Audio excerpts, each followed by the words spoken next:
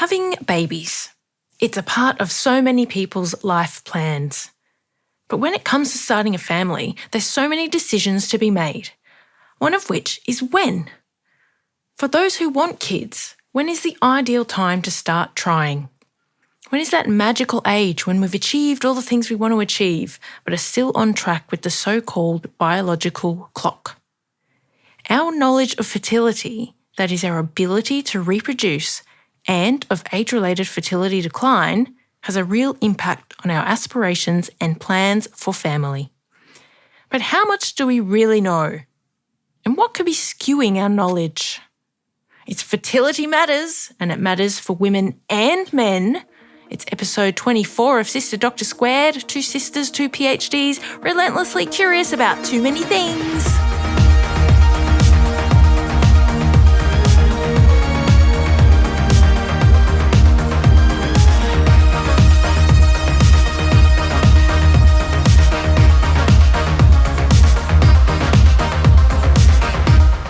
Hello Squares, Aleena here, and thanks for joining us for this very special episode of Sister Doctor Squared. We'll tell you why it's special in a bit, but first, as always, we are recording from Meanjin country in Brisbane, and we acknowledge the Turrbal and Yagra people as the traditional owners of the land.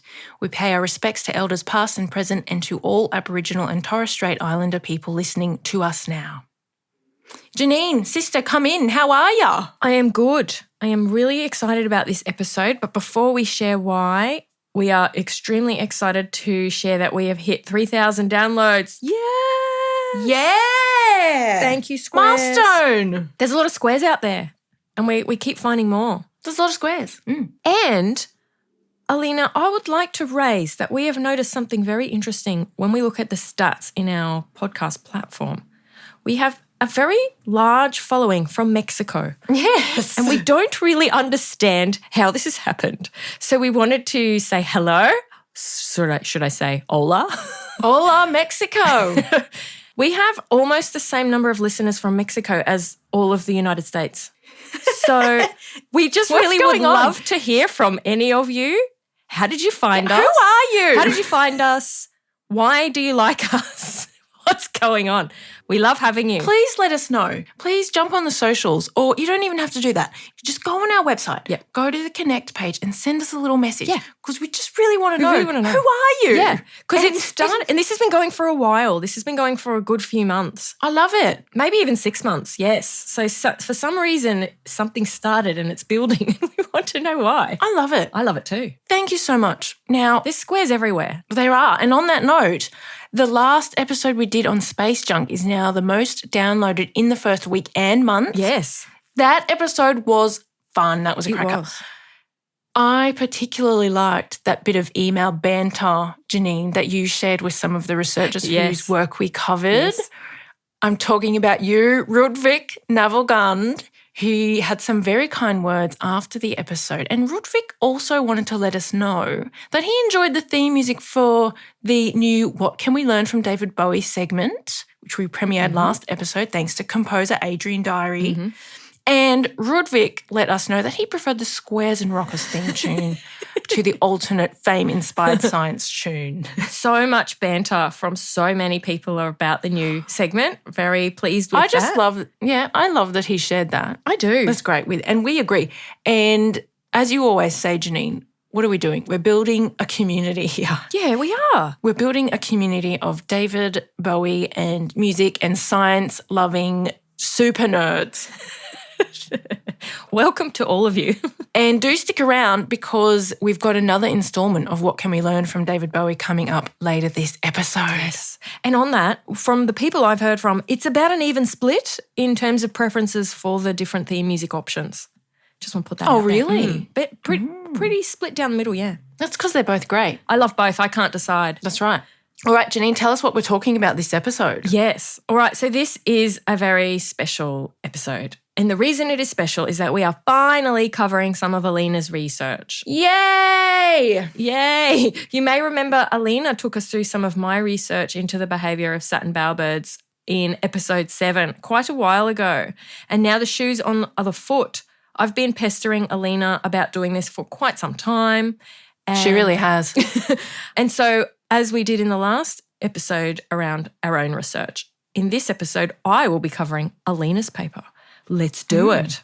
Yeah, and I will be picking up on any mistakes or misinterpretations you have. There has been a little bit of back and forth, just full disclosure to make sure I'm understanding. It's very good paper, Aleena. I'm not just saying that. Thanks. It is. This paper is by Dr Aleena Wojcieszek and Dr Rachel Thompson. It was published in 2013. It is called Conceiving of Change. A brief intervention increases young adults' knowledge of fertility and the effectiveness of in vitro fertilization. May I please just highlight the excellent pun work there? Conceiving of change. Yes. Well, look, we have to just shout out to Rachel Thompson, who, by the way, is probably up there with just one of my favourite all-time people. Yeah. Rachel is... She's pretty rad. She's just our kind of person. Yeah. She's smart and kind and also funny. Yeah. And super fun to work with. Yeah. And so I had the great pleasure of working with Rachel on this study, which was my honours research. So this was my first real research study that I ever did. Yes. And we did that together. And yes, Rachel was responsible for the puns. I don't know if she still does this, but for a while Rachel insisted on having puns in every title, in every paper that she published. Do you have a specific meeting to brainstorm these? Oh, probably, yeah. There would have been a few. And she's very good at doing them. We actually had a few. There was another study we did together. We looked at what kind of information women wanted to be able to decide at what health facility they wanted to have their baby. Yep, I remember that. And we called that one Delivering Information, a descriptive study of Australian women's information needs for decision-making about birth facility. And delivery of their baby. It's right. And my thesis as well, there's a pun in the title of my thesis. It was Missed Conceptions. was in the title. So there was a few. Oh, it's still good. That's all Rachel. I'm not good at coming up with puns and I have not carried through the tradition of my more recent work, I'm afraid. Such a shame. I've never done it, but I have some colleagues that do it. I enjoy it very much. It is engaging. It is. And I should mention this was in the journal Fertility and Sterility. Oh, yes. Oh, look, I don't want to keep interrupting you, but I also just want to say that That's fine. Go ahead. That journal name has one of my favourite abbreviations because if in case Square's unaware, some of you will be, but journal names often have a journal abbreviation. So if it's, I don't know, something like the International Journal of Competitive Duck Herding. I just made that up. That's not a journal. But if that was a journal, its abbreviation would be something like Int J Comp Duck Herd, right? Yep. And so Fertility and Sterility, I just really love it because its abbreviation is Fertil Sterile. I just always really enjoyed that. I like that. Oh, it's good. Carry on, Janine. All right. No, look, you interrupt as much as you like. You are literally the expert on this I'm topic. excited. So, I also want to point out it's open access. I don't know if it was when you published it, but anyone can go and get this. So That's great. go nuts, everyone. Go and have a look at this awesome paper. And it is a really good paper. I'm genuinely not saying that. It was very easy for me to read through and gather my thoughts. So well done to you, Aleena, especially as it being your very first paper as first author. So let's get into it. So it opens with Aleena and Rachel explaining that as at 2013, there was an increasing tendency for young adults to want to have children at older ages than was the norm in previous generations. And that trend has generally continued, right? For sure. However, knowledge around how age impacts on fertility is lacking, especially among young people. When asked to predict how likely, I like how you're going, oh, as if you didn't know. No, I'm agreeing. Keep doing it. When asked to predict how likely they will be to conceive a child at different ages, young adults tend to overestimate things. Now, I can't ask Aleena these questions that are coming because she literally did the study. But so what I'm going to do is turn it over to the listeners. So I'm going to ask some questions. I want you to make some predictions, and then I'm going to reveal what the research tells us. And the data I use are according to what had been published in this space at the time and what is referenced within Aleena and Rachel's paper. But I did have a look around, and there doesn't seem to have been any major shifts in any of these stats. So they're still seeming to hold up. All right. Are you ready, listeners? Question 1. On average, at what age do you think women's fertility first starts to decline? Can we, I don't know, can you be bothered, putting in some music? All right. Yep. The answer is, on average, it begins to decline at age 27. Now, I remember when you were doing this research, Aleena, and I was coming up to that age, and I was genuinely really surprised. I did not think it was that young that it started to decline. No. Next question. At what age, on average, do you think there is a marked decline in women's fertility? Thinking music. Can you maybe think about putting some actual music in if you can be bothered? I'll see if I have time. Or whatever, I don't care. I might like this. This might sound good. Okay. All right, so the answer for that is an average age of 35. And again, I remember being really surprised by that. Yeah, well, this was the point of the paper. That's right. That the knowledge among people in general is not so great, and in young people in particular even. Yeah, and, you think about, well, why – I remember thinking, why did I think – I would have thought it would be like mid to late 40s is when I would have said marked decline. Well, yes, and why is that, Janine? Why do you think that might be the case?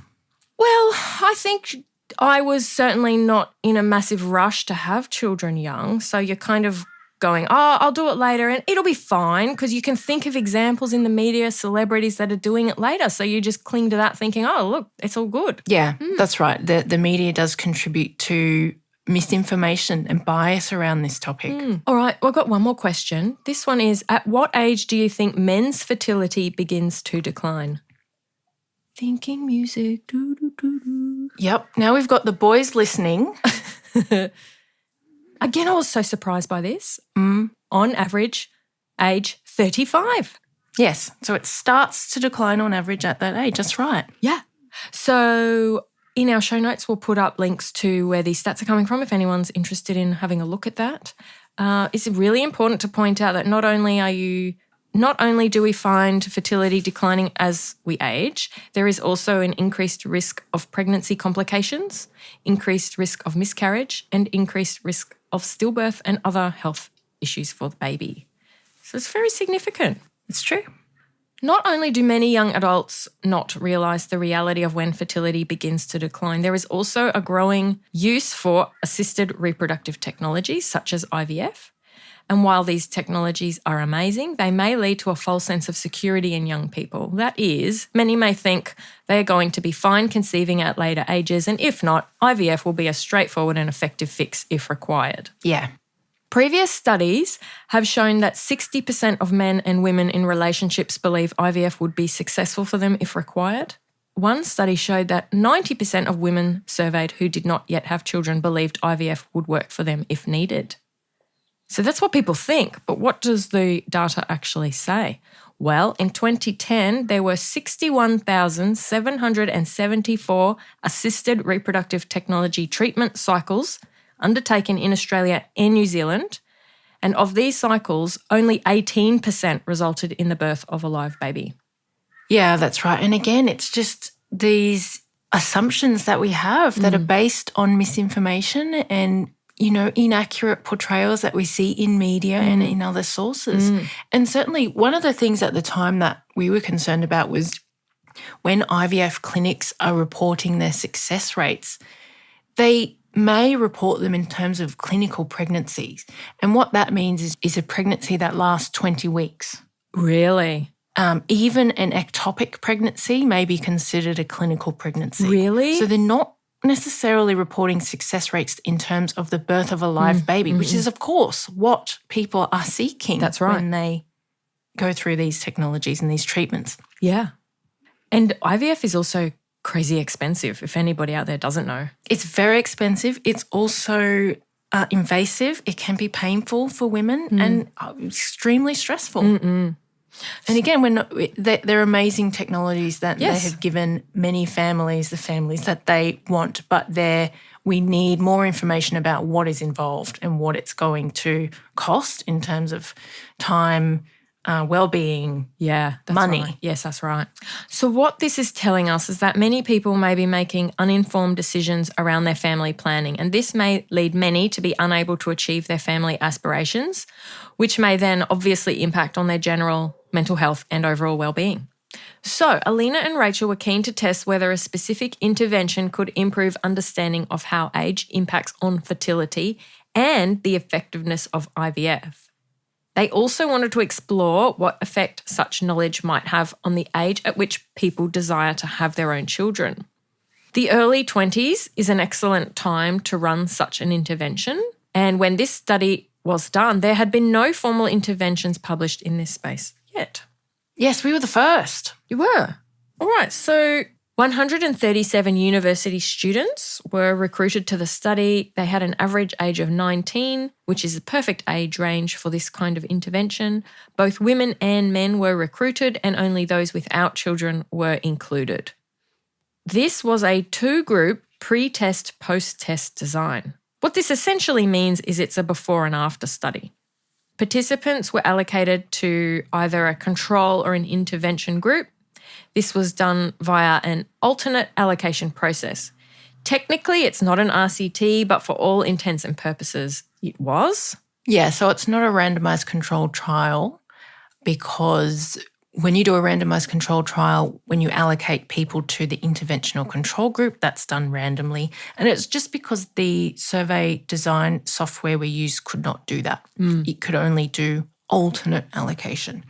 So what we did was to have the participants take the link and go and complete the study in their own time. And by doing that, there was no way that we could, know or influence which group they would be assigned to. Yeah. So essentially, I would say for all intents and purposes, it's random. That's right. Okay, so all participants did a pre-test survey, and this was done online, and they were asked, would you like to have children in the future? If they answered yes, they were asked how many children they would like to have, and they were asked how personally important it was for them to have children, and this was on a scale of 1 to 10. And finally asked at what age they would like to have their first and their last child. And for this, they could select, I don't know. Participants were asked about their awareness of fertility and infertility. An example of these questions was, at what age do you think women experience a slight decline in fertility? And they could then select an age, select never, or select I don't know. They were then asked that question again, but instead of being asked about a slight decline in fertility, they were asked at what age do you think women experience a marked decrease in fertility? And similarly asked at what age do you think men experience a slight decline in fertility? In terms of IVF effectiveness, participants were asked for a couple having IVF when a woman is 35 years of age, the average chance of having a baby as a result is something percent. So there they were asked to select a percentage or to select I don't know.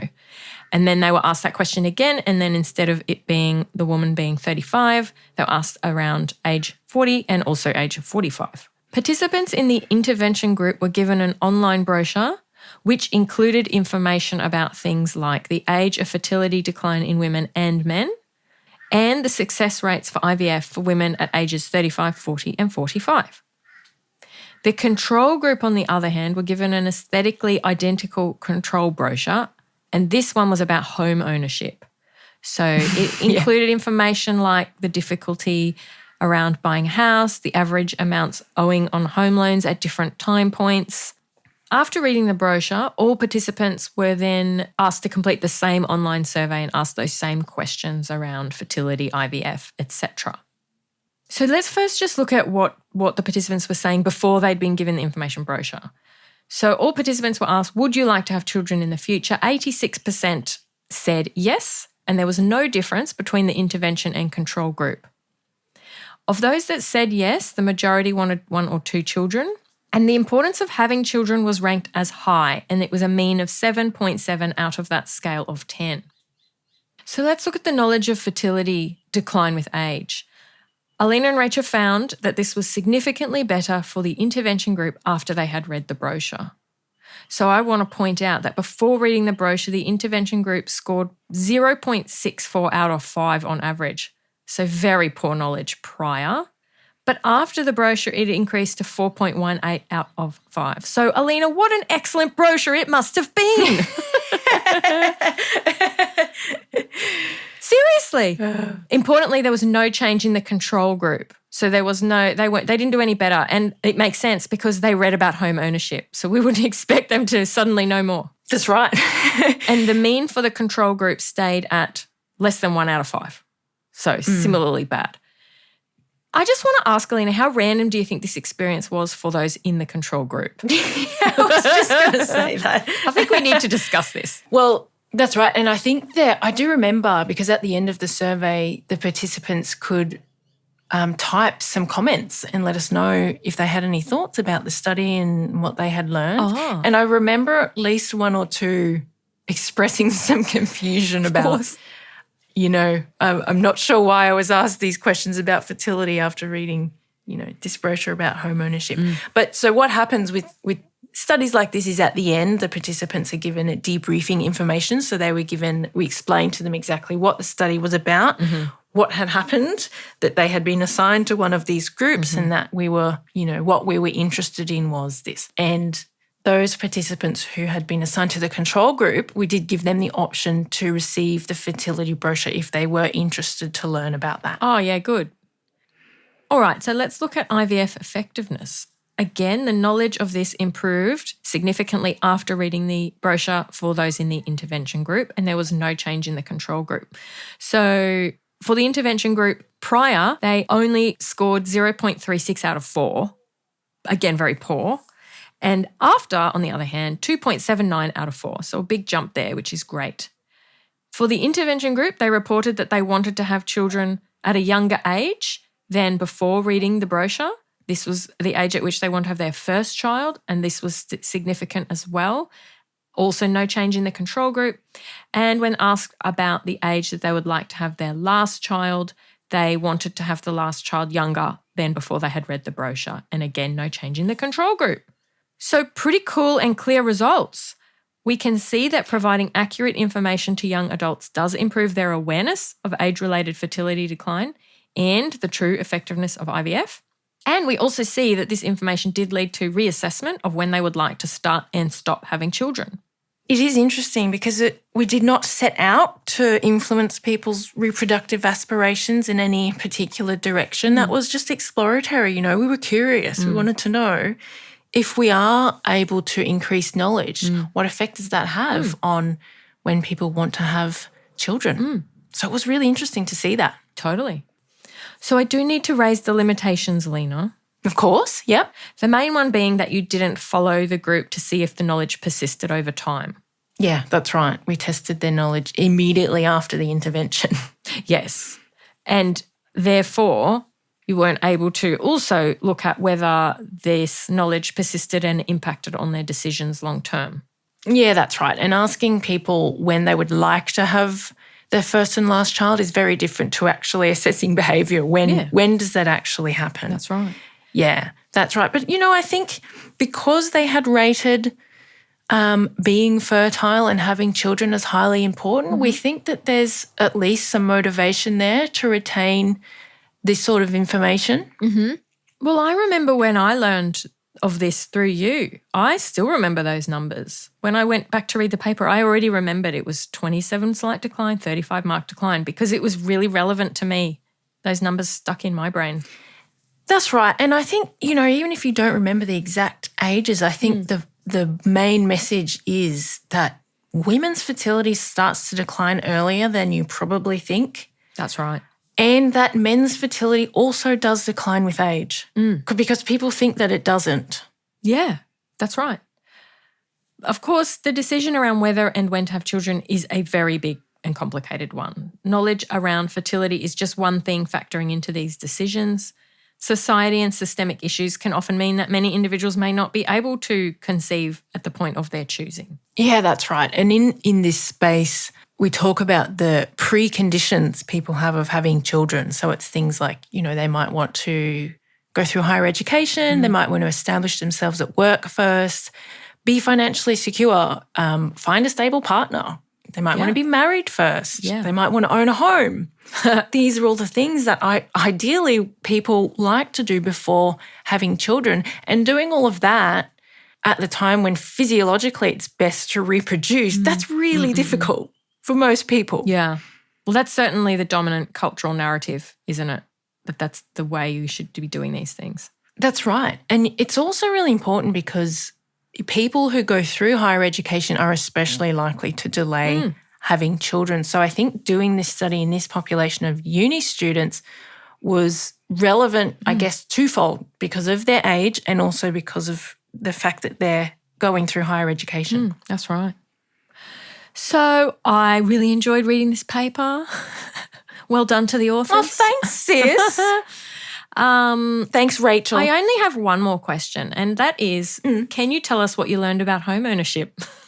I don't know if you're ready to answer that one, but that's my only question. I actually learned a fair bit. And I have to say, I had to put as much effort into the control home ownership brochure as I did the fertility one because, it still had to be an educational brochure. It still had to have genuine facts and convey an important message. And I, essentially, it's always been very difficult to own a home in Australia. Nothing's changed there. I'd say it's much worse now, but it's always been very difficult. Yeah. Well, I'm so glad we finally got to do some of your research. Did I do your paper justice? You did a great job, Janine. Well done. This is more nerve-wracking than normal. Well, as I said in episode 7, it's not often that we have the author of the paper on the podcast ready to answer questions.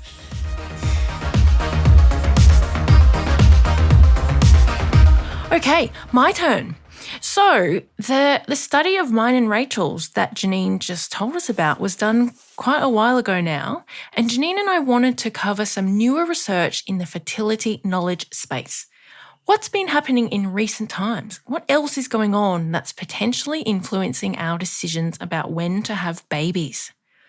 Well, one of those things is the so-called egg timer test, also known as the ovarian reserve test. Scientifically, this is the anti-Müllerian hormone or AMH test. Now, anti-Müllerian hormone is produced by the ovaries, and as women age, the level of this hormone decreases.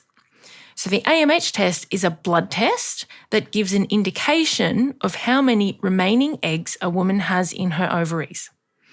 But there are some pretty significant caveats around that, which is important because right now, this test is being marketed to everyday women as a test that can tell them how fertile they are, essentially, and that they can use this test to help them decide when is the best time physiologically to try to get pregnant.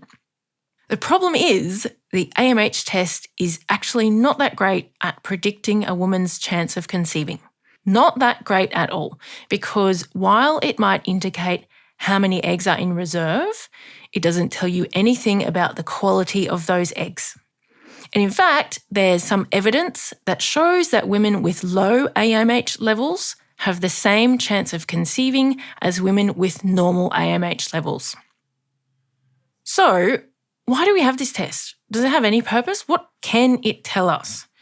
Well, the AMH test is used in fertility clinics for women who are experiencing infertility. And infertility, the definition of that is the inability to conceive a pregnancy or carry a baby to live birth after 12 months or more of unprotected sex. So that's what we're talking about when we talk about infertility. So the AMH test is used in fertility clinics for women who are experiencing infertility and are going through fertility treatment like IVF, because having that indication of remaining eggs is helpful for knowing how many eggs might be retrievable for fertility treatment. So as part of fertility treatment, the test is informative.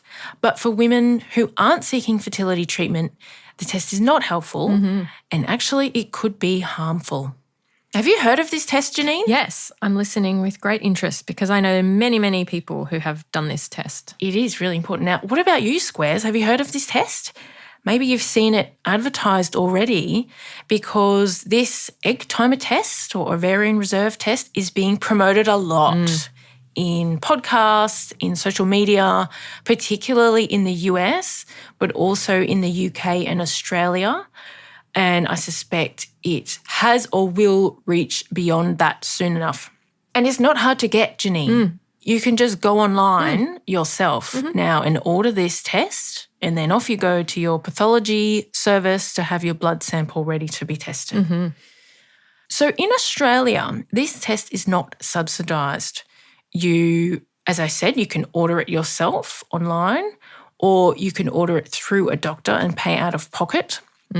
But because of this, we don't have good data on who's using the test, where they heard about it, and why they're using it. So these were the questions that my fabulous colleague, Rachel Thompson, and her colleagues wanted to answer in their recent study. Nice. Rachel Thompson being the very same researcher who we just talked about in my study with Rachel. I feel like we need Rachel here to say, "Hi, I'm Dr. Rachel Thompson. You may remember me from such studies as the one Janine just talked about." Hang on a minute. Janine, that means Rachel is the first person ever had to have 2 papers covered in Sister Doctor Squared. Oh, yes, that's true. Write that down, Janine. Okay. That's a record. Do we have a specific sound effect for that? Well, I think that puts Rachel in contention for a Sister Doctor Squared award at the end of the year. Definitely. Does it not? Yeah. Most studies covered on the podcast. Yeah. By going from 1 to 2, Rachel has doubled the current record. And she's done it in the one episode. She's had more papers covered than we have. She has. Oh, that's good. Well done, Rachel. Did you write that down, Janine? Yes. You need to write it down, because if you don't write it down, it will be lost. Yes, this is true. Okay? That is your job. You are the production coordinator. All right. Now, Rachel is a co-author on this study, so let's just settle down now and direct some equally well-deserved attention and praise to the lead author of the study, who is Dr. Tessa Kopp. Hi, Tessa. Hi, Tessa. Tessa and Rachel are based at the University of Sydney, along with the senior author on the study, Professor Kristen McCaffrey. And this study was published this year in 2023 in the journal Human Reproduction. FYI, the journal abbreviation for that one is Hume Reprod. I don't know why we find these things so funny, but we do. Oh, it's great. I love it. So as I said, Tessa and colleagues wanted to know about awareness and use of the AMH test among women in Australia, as well as women's perspectives on the test. They surveyed 1,773 women aged 18 to 55 years, either sample. online or by phone. It is. These women were recruited to the study through the Life in Australia Population Panel, which is a nationally representative database of Australian residents who were randomly recruited by phone to take part in research on an ongoing basis. So, Jenny, this is a pool of random Aussies. It's not a pool of women who already have some interest in fertility issues, for instance. Yeah. Okay, so there's no systematic bias there. And this Australian population panel also captures offline populations as well, because not everyone's on the internet. Well, that's true. That's true. So it's a very strong study in terms of the methods and the recruitment. So let's talk about what Tessa and Rachel and colleagues found in their online and phone survey. First, what's women's general awareness and use of the AMH test? Well, of the 1,773 women surveyed, 13% had heard of the test. And the survey question also referred to it as the egg timer test and the ovarian reserve test, in case that's the terms that women knew it by. 124, 7%, had an AMH test, which was half of those who had heard of the test. Use of the test was highest among women aged 35 to 39 years. And of those who had heard of the test, the most common source of information about it was fertility specialists, 29% of women, and friends and family, 23% of the women. And women who had heard about the AMH test but had not had the test had most commonly heard about it from friends and family or from the internet, social media, TV, radio, podcast. So it's definitely out there in the ether, Janine. Yep. Women who had actually had the test had mostly heard about it from a fertility specialist or their general practitioner, GP, and this was how they accessed the test. So as they say in the paper, doctors seem to be the main drivers of use of the test, at least at the time the study was done, which was in 2022. So for the women who used the test, why did they do so?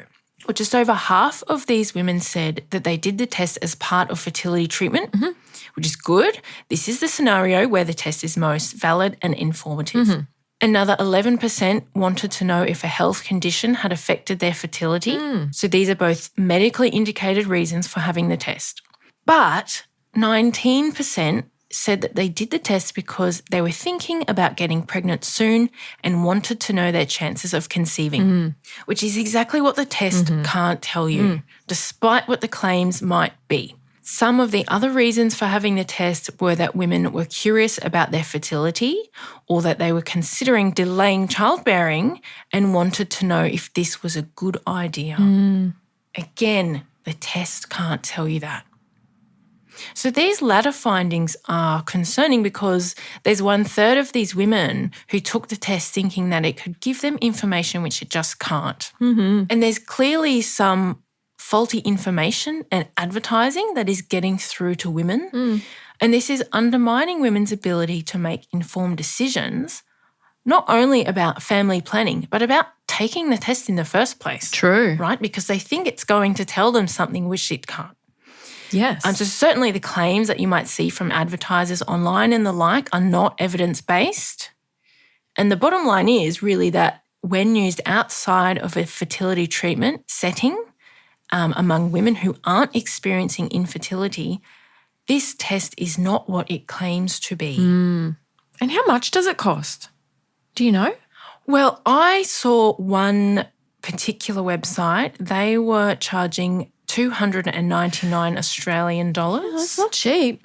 For this test. That's not cheap at all. I only know about it because people I know have done it for the very reason of trying to get a sense of their fertility. I didn't know much about it at the point to sort of ask them about how they heard about it and why they thought that that would be an accurate indicator. But that's how I know about it. No, it certainly hasn't hit me because I'm, as someone who is child-free by choice and has no intentions to have children, that marketing has not reached me. Well, this is what I was saying. I think this is about the circles you mix in. Yeah.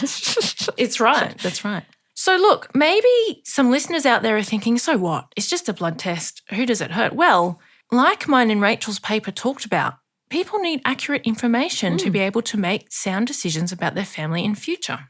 The AMH test could give false reassurance to women who get a normal or high result and are considering delaying childbearing. Yes. I hadn't actually thought of it that way. On the flip side, it's true. And on the flip side, it could cause anxiety and despair among women who get a low result and conclude from that they'll never have children. Or they might decide to immediately get pregnant even though they're not ready out of fear that if they delay it any longer, they'll miss their chance. So it can cause harm. At least if women are accessing the tests through their doctor, they might get some reliable information and counselling about what the test can and can't do. But this direct-to-consumer test that I talked about where you can just order it online and off you go, that doesn't allow for this. And that's one of the limitations of this current study is that the researchers weren't able to ask women what type of counselling they received before doing the test. So we don't know what information they had. Certainly at the moment in the USA, the American College of Obstetricians and Gynecologists strongly discourages using this test for women who are not seeking fertility treatment. That's good that that's out there. But I'm not sure how many people are going and looking there. No. They're just doing a basic Google search and this is going to come up, isn't it? It is. That's right. And there's even some evidence that some GPs fail to recognise that the AMH test cannot assess egg quality and the chances of conceiving. So that misinformation is coming from multiple sources. Yeah, that's right. And sometimes maybe even health professionals. Yeah. So education for the public and also health professionals is really important. Totally. So, Aleena, in this paper, is there any suggestion of how we can get an accurate indication of fertility? Well, Tessa wrote an article in the Conversation AU that talks about this. And when it comes to women's fertility, no, there is no single, 100% reliable way to test a woman's fertility. We know that fertility is related to age, as we've talked about. So age is the strongest predictor we have. But really, as Tessa talks about in her article, the only way to know your fertility is by trying to get pregnant when you are ready. Yeah. That's the most valid way. So it's certainly not this egg timer test. Wow. Well, I've certainly learned a lot hearing about that paper from Tessa and Rachel. So thank you for sharing that one. And hopefully Squares listening have learned a lot too. And we'd really like to ask you to just share the episode, tell people about it, because we do want to try and raise the information and awareness building around this topic. Absolutely, because it's so important. You know, having babies, it's a big deal. As I said at the start, it's something that many people aspire to, and we really need good information to help along the way. But as you know, it's not just all about information. And I think this is a really important point for mine and Rachel's paper, that increasing individuals' knowledge of these issues is just one piece of a very complex puzzle. It's not all about individuals having better knowledge. It's about having the support. It's about policies that actually support people to achieve their reproductive aspirations and to have children at those younger ages, because as I said, it's really difficult.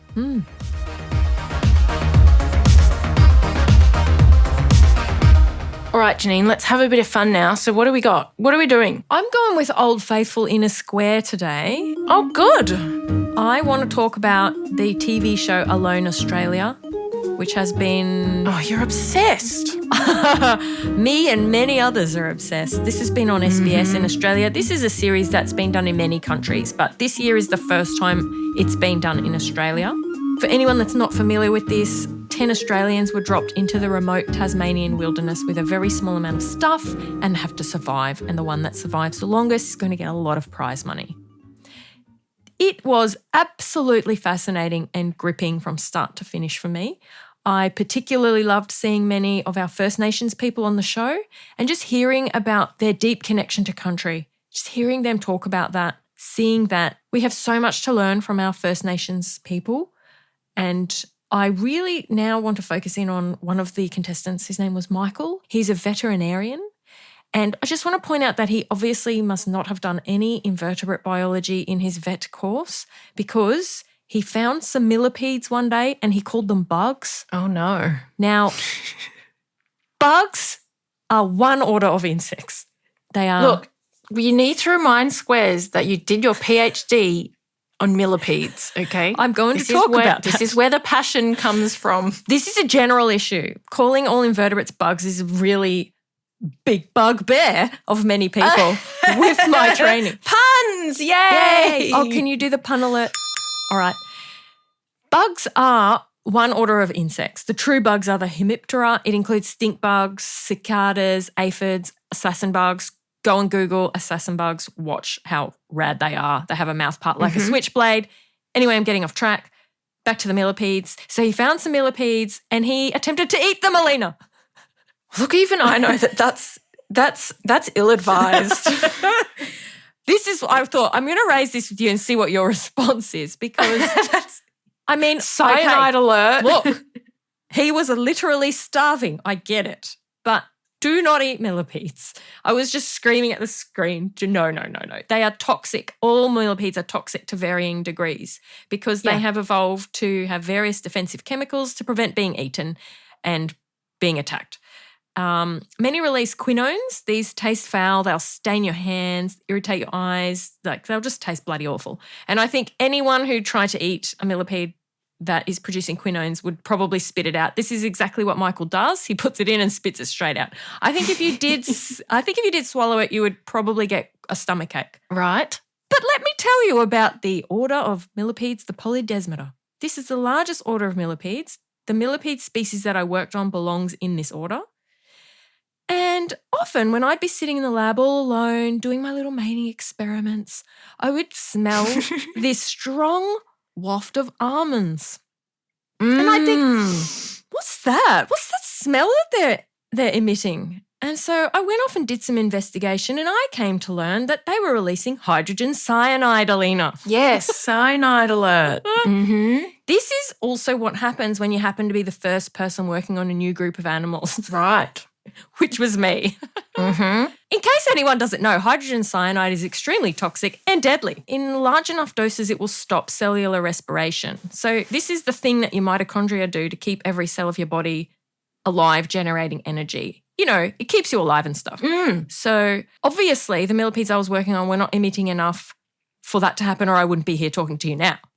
So yeah, I just would like to Is this an inner square or like an inner? It is an inner square. Classic inner square. This is classic inner square. It's classic inner square, but you're also having a vent. I'm also doing a PSA. Yes. Because thank goodness Michael didn't attempt to eat a polydesmid millipede.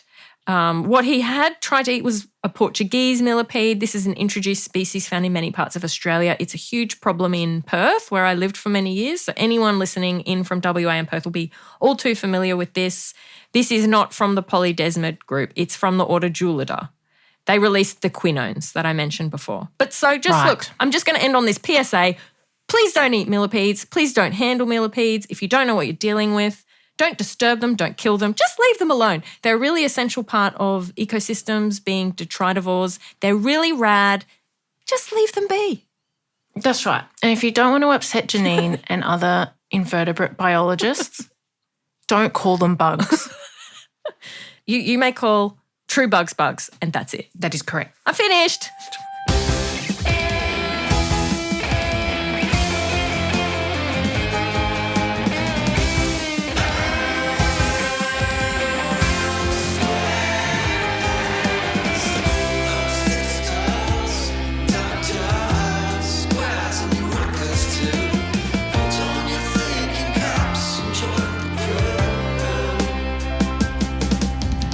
Yes, here we are. What can we learn from David Bowie? This is your segment, Janine, but I'm getting involved. No, it's our segment. It's all Square's segment. You introduced it and I wasn't going to participate. It's for everyone. But now I am, because there's something we can all learn about David Bowie's eyes. Oh, I was going to do this at one point. Well, you're too Go late. nuts. Yep. Beat you to the post. As you know, Janine, he had really striking, kind of spooky eyes. They were so cool. Like his overall persona in music, really. They were kind of unearthly. But they were his eyes, right? He wasn't wearing contacts or anything like that to build that alien persona. They were his eyes. So, Janine, have you heard of a condition called heterochromia? Yes. I was just in my head trying to remember what it was, and that's what came up. Yes, so this is a rare condition in humans where each iris is a different colour. So some people might have one blue and one brown eye, for example. And I think Shane Warne had this. Oh. Warney. Oh, I didn't know that. I think so, I'm not sure. Oh, you do love Rest Warney. in peace, mate. You'd know. I love Warney. So if you did think that David Bowie had heterochromia, you would be wrong. Really? Yes, I think for a long assume time, that is what he had. many people thought he had heterochromia. Yes. I think this is a misconception. Now, Janine, image search David Bowie's eyes. Okay, doing it. Okay, do it. And if you look really closely, it's not that the eyes are a different colour. It's that his left pupil was much larger than his right. Oh, hang on. So this unequal size in a person's pupils is called anisocoria. And this is the condition that David Bowie had. I know. Cheesy just looks awesome. Well, I just love him so much. in his case, his left eye was actually permanently dilated. Yeah, I'm looking Okay, right so now. the pupil, the black part of the eye that expands in low light and shrinks in bright light, his pupil was permanently dilated. So his left eye looked darker. Yeah, because it's just it looks, because that's right. you can't see as much of the coloured iris because the is pupil the was so same large. colour.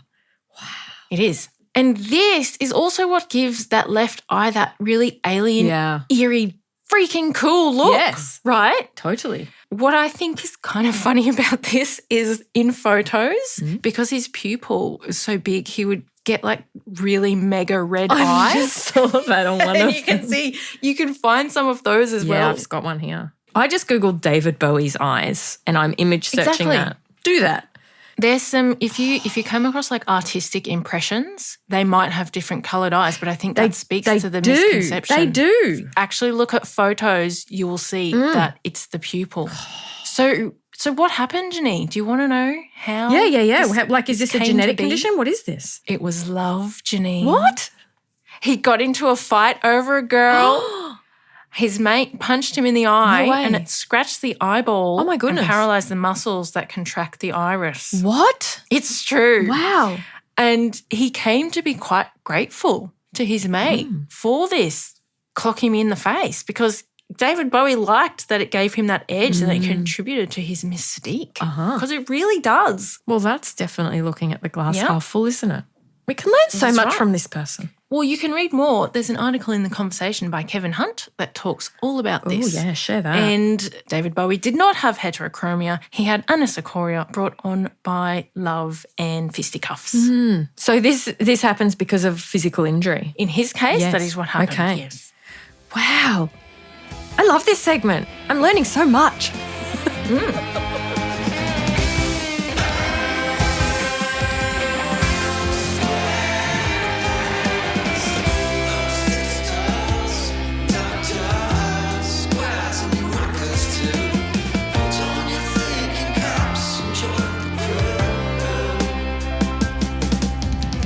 Thank you so much, Adrian Diary, for composing that amazing David Bowie-inspired theme music. Okay, Janine, shall we wrap things up? Yes. Thank you, everyone, for listening in as always. You can head along to our show notes page on our website to get details of all of the studies we've discussed, including Aleena and Rachel's study. And follow us on socials. If you like listening, you might like to buy us a coffee via our Ko-fi page. All the links to that are on our website and on our socials. Follow us on socials. We've got so many more listeners than we do have connections in our socials. Yeah, I don't know what's going on there, but come and find us. And please, everyone in Mexico, connect with us and tell us what's going on there. We need to know. Yes. We want to know who you are. Yes. We promise we will respond. If just one of you gets in touch, we will respond. We will personally respond. We don't get many people contacting us. Don't worry. we have time. What's Spanish for goodbye? Adios. Adios.